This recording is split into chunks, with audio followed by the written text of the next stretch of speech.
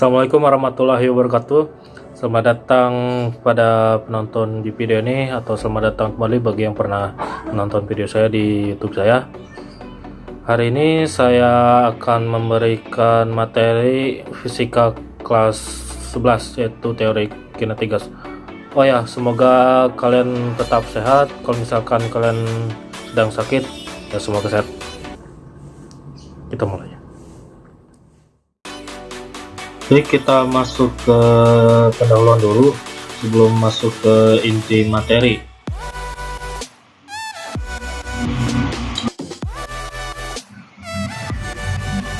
Jadi sebelum masuk ke materi teori kinetika, kita akan mengingat kembali hukum Boyle-Gay-Lussac. Selain itu juga kita harus mengingat kembali besaran-besaran dalam kimia seperti mol, bilangan Avogadro, dan lain-lain. Nah, baru masuk kita ngitung ke memahami persamaan umum gas ideal dan cara ngitung-ngitungnya. Nah, lalu kita akan masuk ke tekanan, suhu, dan energi gas seperti tentang umum model gas, kecepatan RMS, energi kinetiknya, dan teorema ekivalensi. Itu outline dari materi ini.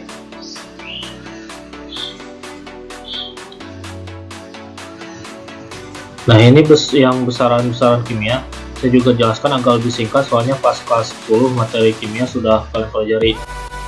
Ada massa atom relatifnya, yang ini ditulis singkat air. Biasanya gas yang hitungannya pakai air adalah gas mulia atau gas yang susah bergabung dengan atom-atom gas lainnya. Contohnya kayak helium, argon, xenon, dan gas mulia lainnya. Nah, kalau massa molekul relatif itu ada dua atom yang sama atau berbeda, dua atom atau lebih yang sama atau berbeda. Nah, misalnya O2, oksigen kan, kalau oksigen kan di udara enggak satu atom tapi dua atom. Nah, ada juga nitrogen N2, dan ini atom campuran, ada CO2, ini kan karbon dioksida. Kalau O2 kalau nggak salah massa atom relatifnya, massa molekul relatifnya 32. Kalau N2 ya tinggal cari lagi ya, 28 kalau nggak 28. Nah ini mol. Kalau mol itu perbandingan massa gas dengan air atau elemennya. Biar lebih jelas nanti lihat rumusnya, lihat pakai rumus. Nah, sama satu lagi yang bilangan Avogadro. Jadi bilangan Avogadro itu menyatakan jumlah partikel dalam satu mol.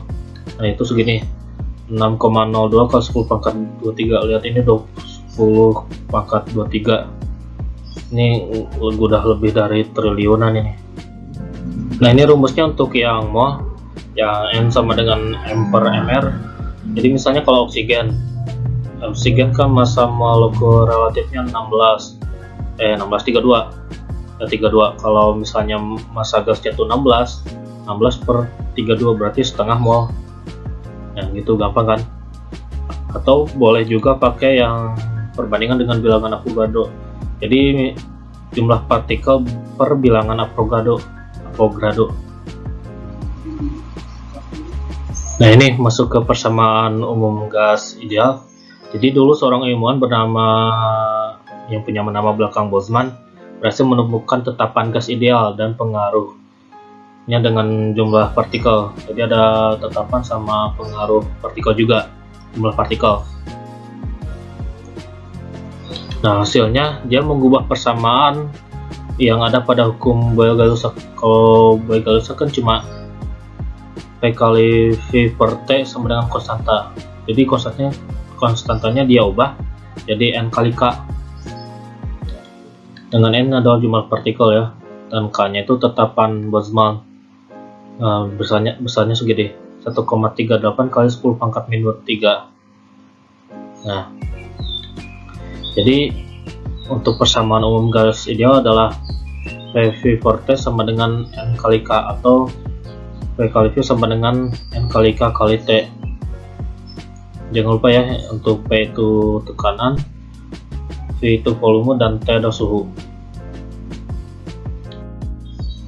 Persamaan umum yang tadi juga bisa kita ubah. Misal kita ingat kembali ya rumus tadi, N sama dengan N kecil kali Na, atau ini mol yang dibandingin dengan bilangan Avogadro, jadi ini mol kali Na hasilnya banyak partikel dengan bilangan Avogadro, dan R itu N kali K, dengan R adalah tetapan gas umum yang nilainya 8,31 J per mol Kelvin, atau kalau dalam satuan yang lain dengan liter 0,082 liter atmosfer per mol Kelvin. Jadinya nanti persamaannya akan jadi ini, PV sama dengan nRT. Jadi tetapan gasnya itu ada dua, ada yang Boltzmann sama tetapan gas umum yang nilainya 8,31 ini. Jadi di materi ini ada dua rumus sakti, yang ada tetapan Boltzmann sama yang ini, PV sama dengan nRT. Nah, yang dua persamaan ini harus diingat. Kita harus pahami dulu asumsi dalam gas ideal atau asumsi model gas ideal. Maksudnya biar ada batasan gas ideal yang akan kita pelajari itu gas seperti apa. Nah, yang poin pertama, gas terdiri atas partikel-partikel kayak atom-atom atau molekul-molekul. Partikelnya sangat jumlahnya sangat besar, saling bertumbukan elastis satu sama lain, dan partikel kita anggap partikelnya itu saling identik atau sangat identik. Jadi maksud identik itu atom atau molekul pada gas ideal itu dianggap sama. Jadi misalnya tabung atau bejana gas isinya tuh murni gas oksigen, atau murni gas hidrogen, atau murni gas nitrogen, gak ada campuran yang lain. Selain itu jumlah partikelnya sangat-sangat banyak sekali, susah dihitung. Ingat ya, bisa sebanyak lebih dari bilangan Avogadro tadi. Tiap partikelnya bisa saling bertumbukan elastik satu sama lain, bertumbukan elastis sempurna. Ingat ya, materi momentum yang tumbukan elastis sempurna. Jadi antar molekul atau antar partikel bisa bertumbukan dan memantul dengan sempurna. Nah, lalu yang poin kedua, maksudnya partikel sangat-sangat kecil sekali kalau dibandingkan dengan jarak antar tiap partikel. Jadi diameter partikelnya sangat-sangat kecil kalau dibandingkan dengan jarak antar partikel. Oleh karena itu gak akan ada interaksi antar partikel kecuali kalau emang bertumbukan. Kalau kalian ingat di kimia, jadi aslinya tuh antar molekul atau antar atom ada gaya interaksi kayak gaya van der Waals atau gaya London. Cuma untuk di materi ini kita anggap atau kita asumsikan tidak ada gaya tersebut untuk mempengaruhi gerak partikel. Terus yang ketiga tadi udah dijelasin tumbukannya itu tumbukan elastis sempurna. Nah, yang poin keempat ya, tidak ada gaya luar dan gaya gravitasi pun kita anggap kecil ya. Jadi bisa saja gravitasi itu menyebabkan molekul atau partikel jatuh ke bawah. Jadi partikelnya gerak-gerak sini bisa saja ada yang jatuh ke bawah gitu. Ini ada contoh gambar ya, saya lupa jelasin. Ini ada contoh gambar, ini wadah berbentuk kubus. Nah, ini ada partikelnya yang di dalam, contoh partikelnya yang titik hitam. Nah, si gerak partikelnya itu acak dan gravitasinya tuh kita anggap tidak berpengaruh, jadi bebas si partikelnya mau gerak kemana aja. Nah, poin yang terakhir, volume partikel sangat kecil sehingga dapat diabaikan terhadap volume gas. Jadi maksudnya volume ukuran partikel ini, fokus ke gambar ya, volume si ukuran partikel itu sangat-sangat jauh kecil sekali dibandingkan dengan volume wadahnya. Nah, kalau ini kan dikasih titik hitam biar jelas saja, tapi aslinya itu kalau di asumsi model gas ideal hampir nggak kelihatan sama sekali, sangat jauh kecil sekali dibandingkan dengan volume wadahnya. Nah, masuk ke hubungan kecepatan partikel dan tekanan gas. Kita misalkan partikel menembus ke dinding ya, ke kiri ya, pada sumbu X. Jadi misalnya di sini sumbu X, terus ke arah sumbu kiri, ke arah sumbu X negatif. Ketika bertemu, si partikel memiliki perubahan momentum terhadap waktu atau dp per dt. Kalau perubahan momentum terhadap waktu sama dengan gaya kan, ya ingat kembali ya yang hukum Newton kedua. Nah, pas bertemu kan perubahan momentum terjadi karena perubahan kecepatan, yang tadinya kecepatannya ke arah kiri jadi ke arah kanan kecepatannya, atau yang tadinya ke arah sumbu x negatif, ya ini min vx, ke pindah ke arah atau berubah ke arah sumbu x positif, jadi ini vx. Nah, jadi delta p sama dengan minus 2 mvx. Nah, waktu yang diperlukan partikel untuk bertumbuh sama dengan delta t sama dengan 2L per x. Ini berasal dari rumus kecepatan. Kalau kecepatan kan sama P sama dengan L per T. Nah, lalu ini kenapa 2L? Nah, kita lihat pas ke kiri ya, pas ke kiri 1L, pas ke kanan 1L lagi, jadinya 2L. Jadi jaraknya itu sebesar 2L. Jadi kita sudah menemukan delta P dan delta T. Karena gaya atau perubahan momentum terhadap waktu juga bisa ditulis rumusnya seperti ini, tinggal kita substitusi delta P dan delta T nya. Nah, hasilnya jadi seperti ini. Delta P per delta T sama dengan mvx kuadrat per L. Nah, terus kita fokus ke ini. Tekanan kan V per A kan, gaya persatuan luas. Tinggal masukkan, karena F sama dengan delta P per delta T, jadi kita substitusi ke sini. Jadi untuk tekanan oleh satu partikel pada wadah gas adalah mvx kuadrat per V. Nah, karena dalam satu wadah gas banyak sekali partikelnya, nah tinggal kita kali dengan n mvx kuadrat per V nya, jadi hasilnya seperti ini. P sama dengan n per V, n per V kali mvx kuadrat.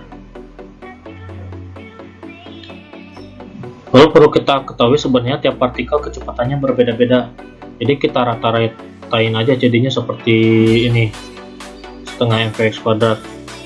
Tadi kita hanya masih fokus ke sumbu x, belum ke yang sumbu y sama sumbu z nya. Nah, kalau digabungkan kecepatannya tuh seperti ini. V kuadrat rata-rata diambil dari sini ya, yang ada kuadratnya.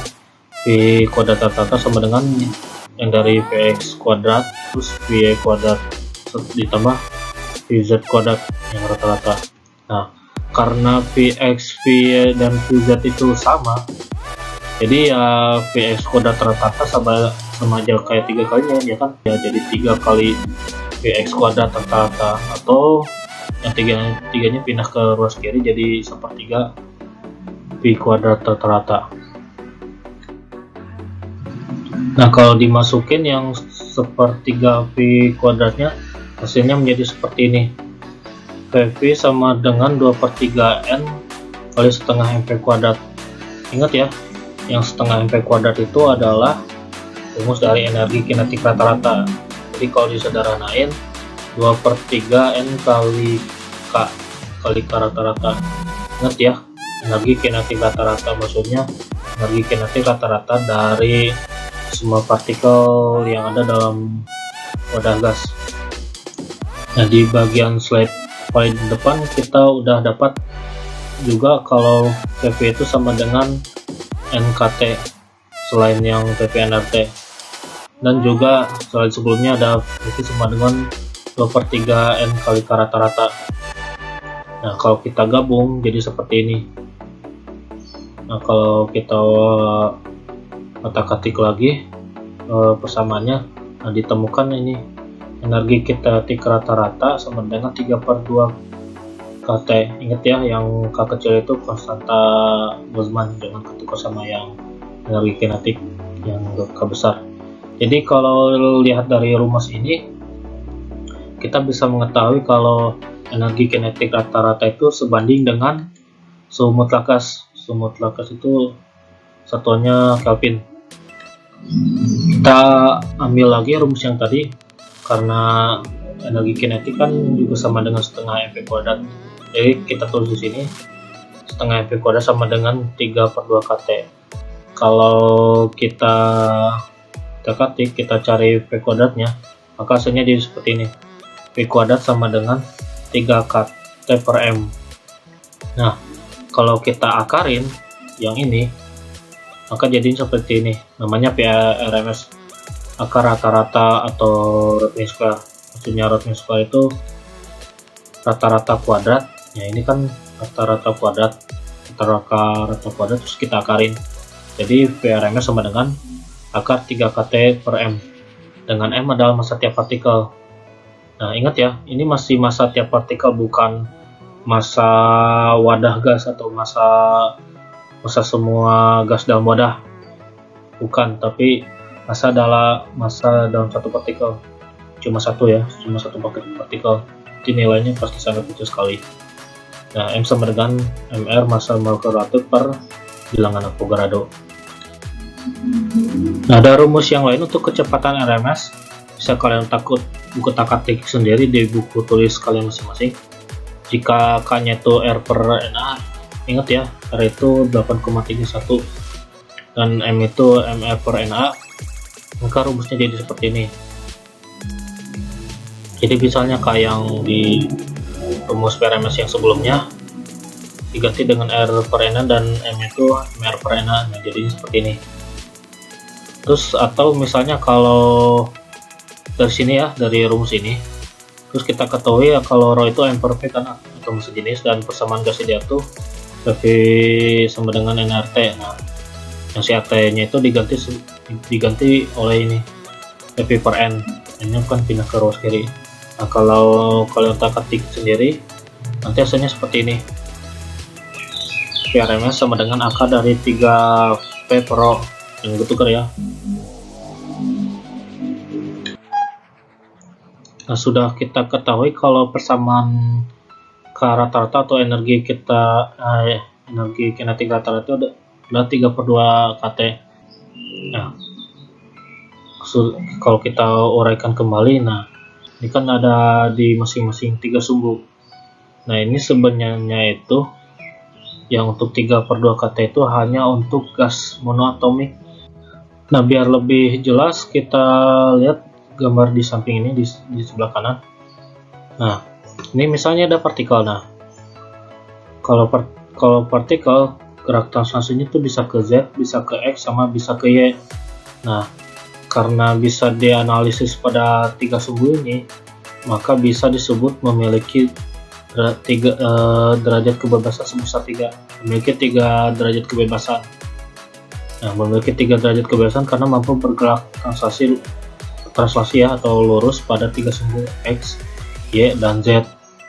Jadi maksudnya bisa dianalisis pada 3 sumbu ini. Nah, bagaimana dengan gas yang lain? Nah, contohnya untuk gas diatomik itu yang 2 atom, kayak gas hidrogen H2, gas oksigen O2, terus N2 itu nitrogen dan lain-lain. Nah, yang ini memiliki 5 derajat kebebasan. Nah, kenapa? Nah, selain bisa bergerak translasi pada 3 sumbu, nah, yang X, Y, dan Z, nah dia juga bisa berotasi pada sumbu X sama sumbu Y.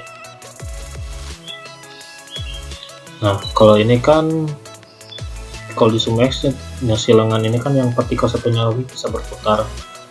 Jadi ada jari-jarinya, ada jari-jarinya yang dari sini ke sini, dari partikel atas ke partikel bawah. Nah, yang dari Y-nya juga sama, akan muter kayak gini. Nah, kayak gitu. Nah, sedangkan kalau di sumbu Z, ini partikelnya di sini sama yang bawahnya juga di sini. Pas di sumbu Z, nggak akan ada lengannya. Jadi kalau muter, ya muternya cuma dikit aja segini. Makanya kalau yang sumbu Z nggak dihitung. Jadi cuma ada 5 derajat kebebasan, enggak 6. Jadi di 3 sumbu ditambah 2 sumbu lainnya. Nah, nilai energi kinetik rotasinya segini untuk yang di sumbu Y dan sumbu X. Ingat ya, yang kayak di materi dinamika rotasi, ada yang namanya energi kinetik rotasi. Ya, besarnya itu setengah I kali omega kuadrat. Kalau omega itu kan apa? Kecepatan sudut ya kan. Kalau ini itu momen inersia. Jadi diingat lagi energi kinetik rotasi. Nah, ditambah di 3 sumbu ditambah yang 2 sumbu rotasi ini, hasilnya jadi 5/2 kT. Sekian video dari saya, semoga bermanfaat bagi adik-adik siswa SMA khususnya kelas 11 atau mungkin untuk ibu-ibu, bapak-bapak, kakak-kakak. Tulis di kolom komentar kalau ada yang ingin ditanyakan. Mohon maaf jika ada kesalahan di video ini, karena saya bukan yang maha kuasa tapi hanya manusia biasa. Sekian video dari saya. Oh ya, di masa pandemi ini jangan lupa ikuti protokol kesehatan, karena video ini dibuat pas lagi pandemi. Sekian dari saya, terima kasih. Assalamualaikum warahmatullahi wabarakatuh.